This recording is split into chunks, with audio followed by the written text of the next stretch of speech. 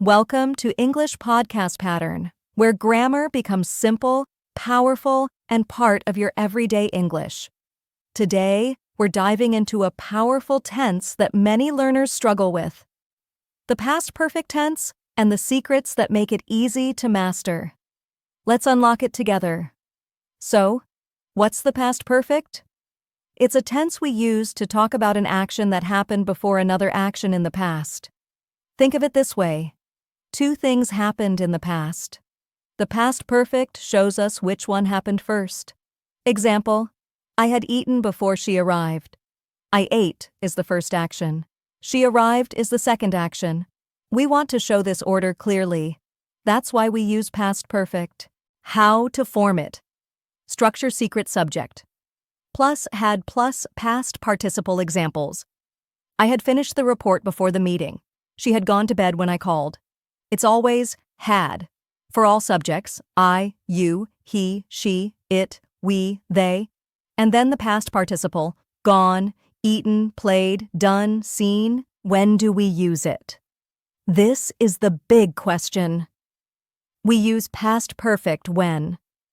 The first, we want to show one past action happened before another. For example, she had left before I arrived.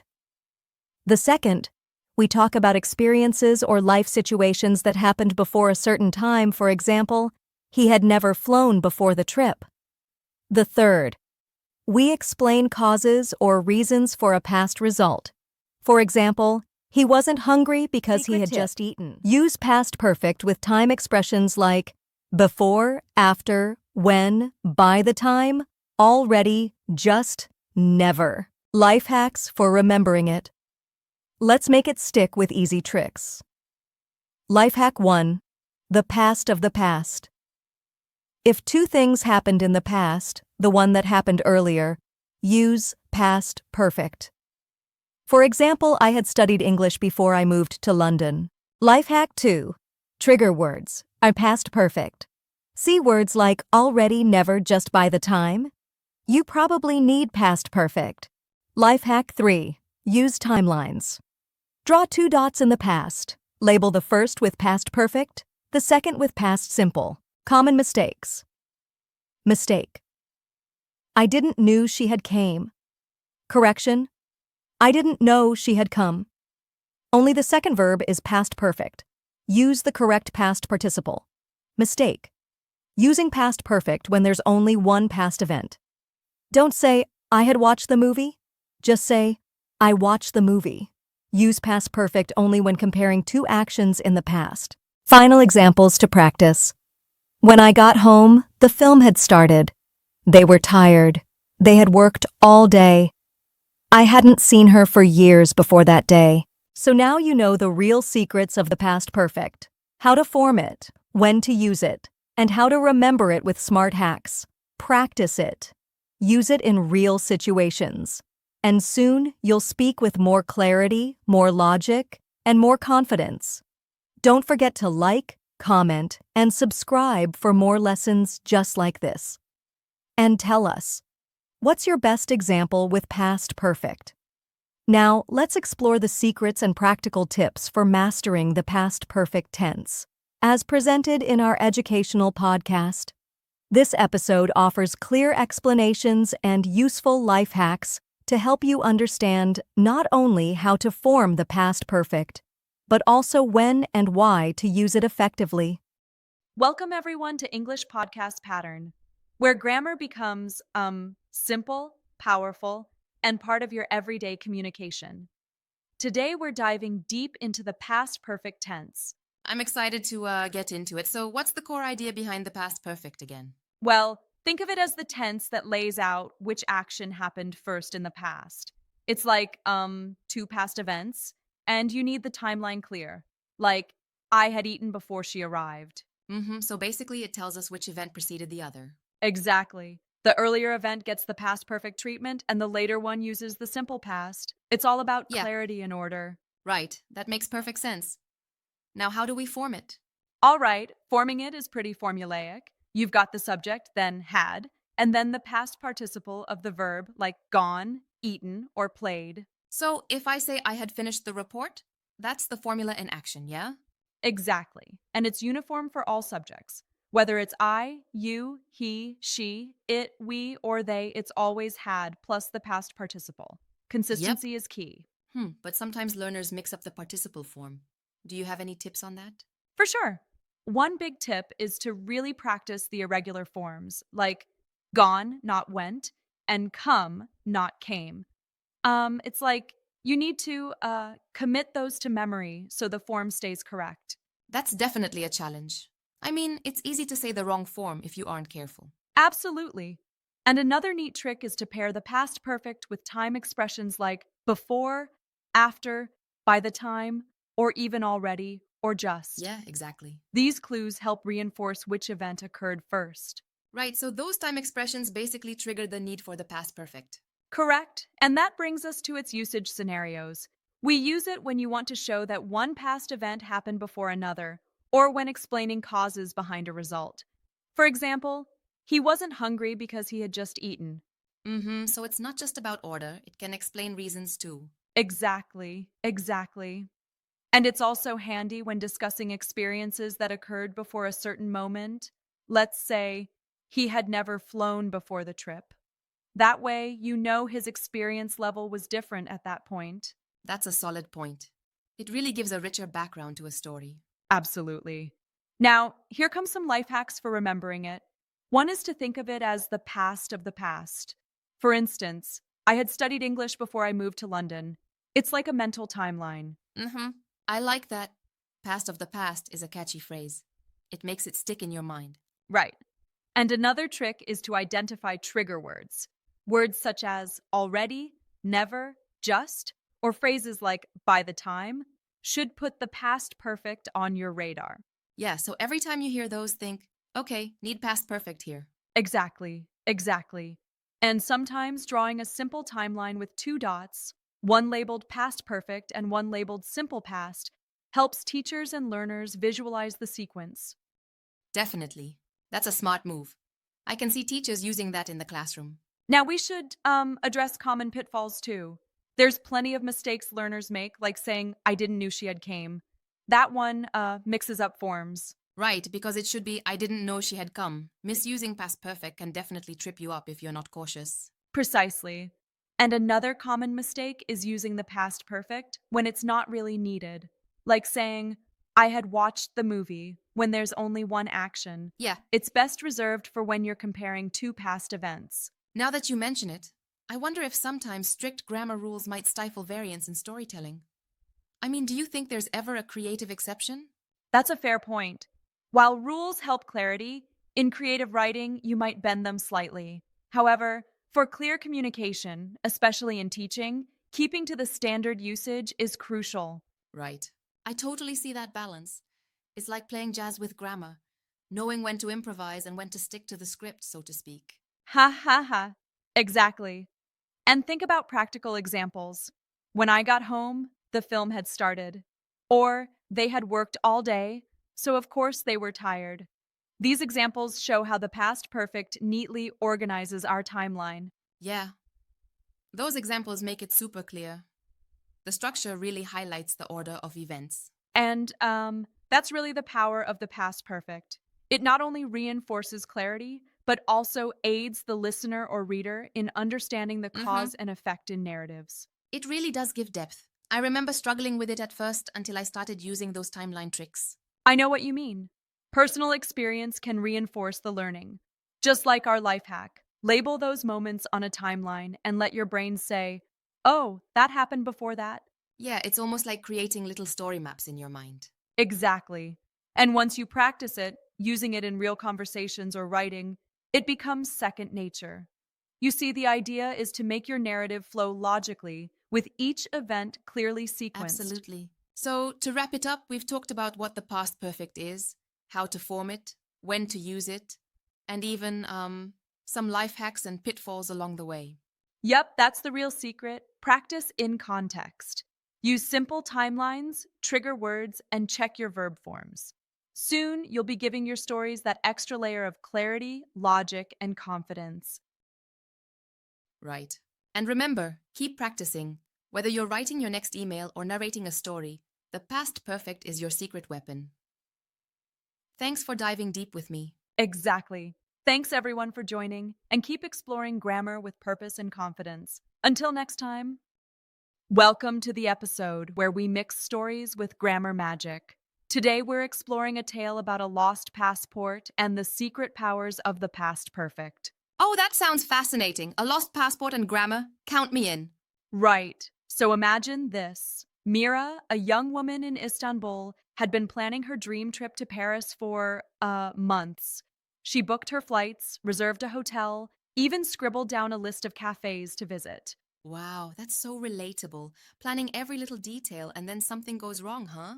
Exactly. So, the night before her flight, she carefully packed everything. Or so she thought, because the next morning, as she rushed to the airport, the traffic was insane.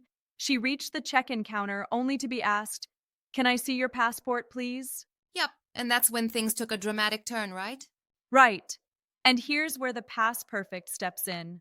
Mira opened her bag, frantically searched, and then it hit her. She had left her passport on her desk at home. That "had left" is our key cue. It tells us that leaving the passport happened before she even got to the airport. So the past perfect isn't just a fancy verb tense. It's like a time machine showing the sequence of events. Exactly. It's like having a timestamp in your story. The past perfect allows you to clearly mark that one event happened earlier than another. Yeah, Without it, things get muddled pretty quickly. right, because if she just said she left her passport without the past perfect, the timeline could feel a bit, I don't know, ambiguous? Absolutely. You see, the past perfect sets the stage. It tells us that the passport was misplaced well before the airport drama unfolded. It's our grammar's way of giving us a sharp timeline, with the left behind passport as the earliest event. I get it. So when we say had left, it's emphasizing that this action, leaving the passport, was completed before the next action, like arriving at the check-in counter. Right on. Now, consider another moment in the story. When Mira called her roommate in a panic, "I forgot my passport. Please bring it to the airport." It had already been too late. Uh-huh. The gate had closed by the time her roommate arrived. That's another neat use of the past perfect with "had closed." But, wouldn't using the past simple for everything work too? I mean, in casual chats, we often mix things up, don't we? That's a good point. Yet in narratives like Mira's story, if you don't use the past perfect, the sequence becomes fuzzy. It's like trying to follow a recipe without knowing the right order. You might end up with a confusing Right. mess. The past perfect is our secret sauce for clarity. I see what you mean. It really helps to mark the timeline. So basically, it's all about showing which event came first. Exactly. And here's another grammar secret: using time phrases like "by the time." That phrase signals that two events happened and the one in the past perfect occurred earlier. For example, by the time her roommate arrived, the gate had closed. Yep, It's all about laying out events like stepping stones. that makes perfect sense. It's almost like the past perfect is our narrative organizer. Absolutely, it organizes the past. Now, let's look at the twist in Mira's story. After everything, she rebooked her flight for the next day and, because she learned her lesson, double checked all her travel documents. It's a relatable, life affirming ending, right? Oh, yes, that's so reassuring. Mistakes happen, but the lesson sticks. And in this case, it's a great reminder to always reread your checklist or your passport. Definitely. And the story, with all its emotional ups and downs, isn't just a narrative. It's also a practical demonstration of why and how to use the past perfect. It shows how it clarifies the timeline. First, Mira had accidentally left her passport. Then, she discovered it was missing, and finally, she dealt with the consequences. It really is an elegant example. But what do you think is the biggest challenge learners face with the past perfect? Great question. I'd say it's all about recognizing when two actions in the past demand a clear order. Sometimes learners mix up the tenses. They use the simple past for every action and lose that essential layer of clarity. It's like trying to watch a movie in a jumbled timeline. So, would you say that without the past perfect, the narrative might become confusing? Exactly. Without it, the listener might struggle to understand what happened first. In our story, mistaking the order of Mira's actions could dilute the impact of the events. The Mm-hmm. past perfect is what makes her mistake, and its consequences crystal clear. Now, for learners trying to master this, do you have any practical tips? Oh, absolutely. One tip is to always look for two past actions in your sentence. Ask yourself, which one clearly happened first? Also, use time phrases like by the time, already, or never before. It's like assembling a puzzle. Each time marker guides you to the correct placement of events. It makes the whole process Yeah, less daunting. that's such a smart approach. And I love how the story makes it so personal. Who knew grammar could be told like a mini drama? Totally. It's like turning a grammar lesson into a relatable narrative. You start with a simple mistake, like leaving your passport, and then you build the tension using those key grammar structures. Indeed. It transforms an abstract rule into a vivid memory. I really enjoyed that. And speaking of vivid memories, it reminds me of times when I nearly missed a flight because I forgot something essential. Exactly, and that's the beauty of this approach. When you pair emotion with grammatical precision, the lesson sticks. It's like each past event is a stepping stone in your memory. You can't help but Right. remember the sequence. So in essence, the past perfect doesn't just serve a grammatical purpose. It also enhances your storytelling. Would you agree? Oh, absolutely. It adds depth, like layering flavors in a well-cooked dish. It's like putting the final piece into a puzzle that makes the whole picture clear, and it brings out the Yeah. emotional punch of the narrative. Now, I did wonder though, could overusing such structures ever confuse the listener? I mean, what if there are too many layers of past perfect? That's a fair challenge. While the past perfect is super useful, overloading your narrative with it can sometimes make it feel heavy. It's about balance. Use it when it truly clarifies the timeline, but don't Mm-hmm. force it into every sentence.